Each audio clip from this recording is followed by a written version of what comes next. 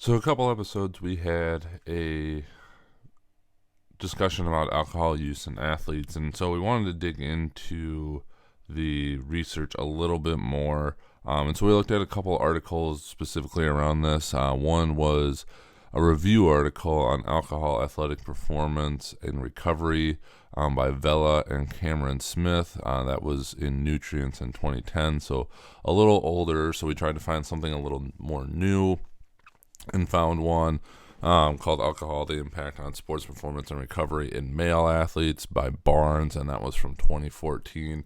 We tried to find something specifically to females, but there wasn't anything really within the last decade that we saw, so to make sure that we were kind of balancing it all out.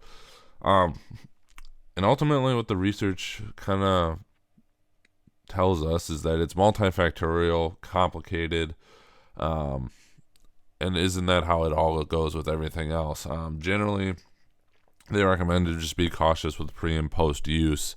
I think with most things, and we talk about this quite a bit, me especially, is everything in moderation, and in general it depends and what is your goal and your context, and really that's going to impact it the most. One that they did kind of hint at is athletes tend to have a propensity to binge more based on the research and consume greater volumes compared to the general pop in isolated instances. Again, this could be multifactorial. It's not necessarily that it is tried and true for every single athlete, but you think post game, post event celebration, whatever it may be, that could potentially be a time where overconsumption could occur. In particular with collegiate athletes. Just in my own experience, knowing you play a football game on a Saturday and you get a big win, and you're probably out celebrating with your buddies on the team and otherwise that night, and that could potentially lead to more of a binge type episode.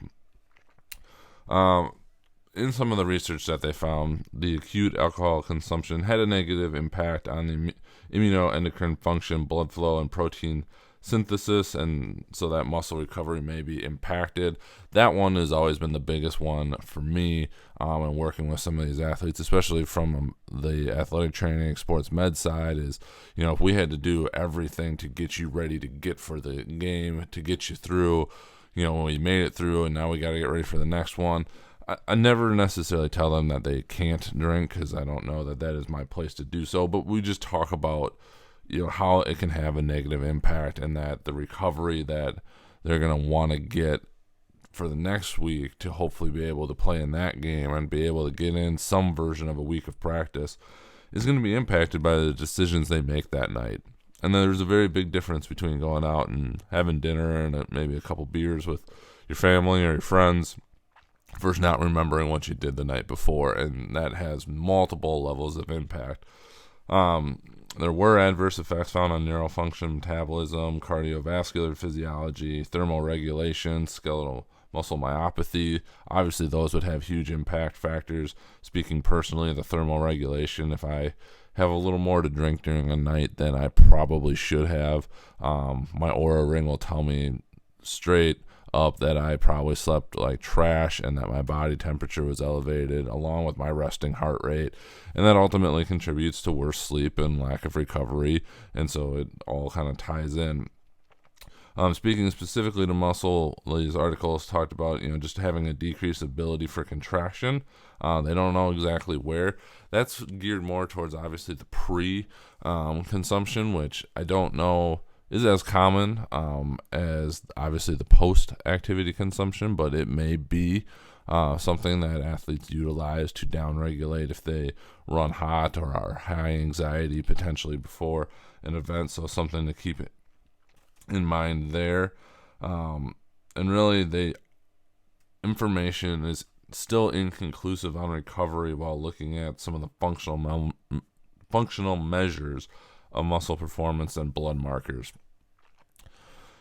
Again, common sense may tell us, or it may not, that heavy doses of it probably aren't going to be beneficial. In terms of how much potential negative or adverse effect you have, that's still out to be determined.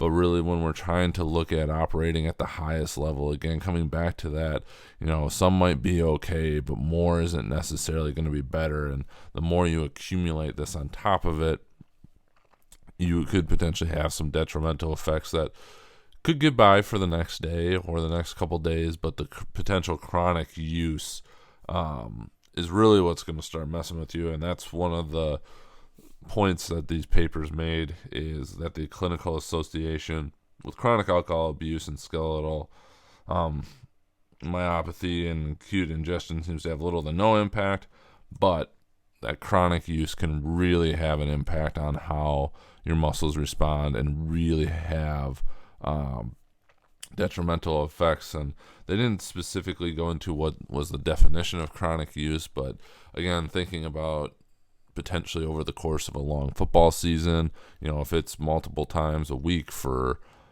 10 to 15 weeks or even once a week, but heavy consumption, that could potentially lead to some impacts that would be on the negative side, that would ultimately be an impact on performance. There was one recommendation out of it: if consumed after sport or exercise, a dose of 0.5 grams per kilogram of body weight is unlikely to impact most aspects of recovery. So if you wanted to do the math on that, that could add up to not being a relatively large amount based on your body weight, but something to take into consideration if you're an athlete and you want to have a general target of, maybe where you wanted to go with that, if choosing to consume alcohol is something you're looking for. So ultimately,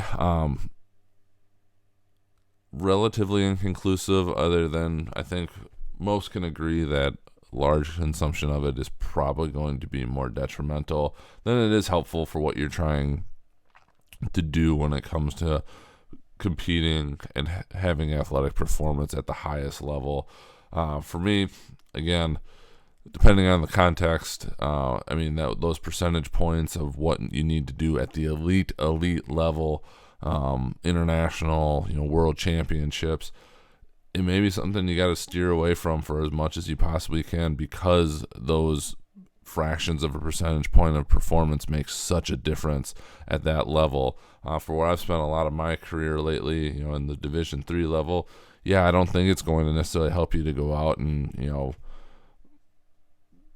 down multiple fish bowls or whatever it may be the night after a game, but at the same time understand there's so much more of an aspect of the social life that goes around with college. And again, having that conversation of, what's your priorities, not to make anything sound bad or evil, but just understanding that the decision you're going to make is going to impact the other thing. And as long as we're okay with that and we understand it, then that's a decision you'll have to make, and we'll be here to work around as much as we possibly can. But encouraging that, again, there's a difference between just going out, interacting, having some fun with your teammates or your friends, but not necessarily going to the level that's going to wreck your potential performance or put you in danger for other reasons as well, because that always is a concern when it comes to alcohol use.